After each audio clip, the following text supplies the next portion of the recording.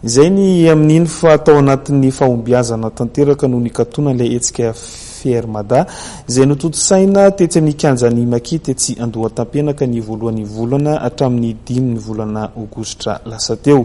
Totosany afatra tiany mikarakara nampitena dia ny fanomezan-danja ny fampandrosoana ny toe-karena eny amin'ny tontolo ambanivohitra sy ny fampiroboroboana ny vita malagasy.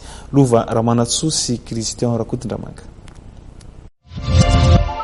Fahombiazana teo amin'ny sehatra maro io no azo amin'tinina ny indian'ny faharoapolo amin'ilay hetsika Fermada izay nitotosaina tetsy amin'ny kianja Makety Andohatampenaka ny voalohany hatramin'ny 5 Aogositra lasa teo. Araka ny tatitra avy amin'ny karakara dia namaly ny antso ireo mpitsidika satria dia tratra ny tanjona dia ny fahatongavan'ireo mpitsidika manodidina ny enin'alina. Tafita ihany koa ny afatra dia ny fampiroboroboana ny fampandrosoana ara-toe-karena eny anivon'ny tontolo ambanivohitra.